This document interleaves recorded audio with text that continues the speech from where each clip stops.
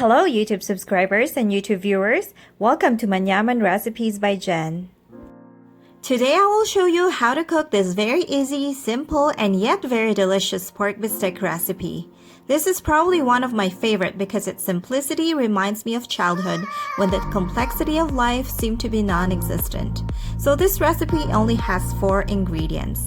I hope you guys can try to cook this sometime.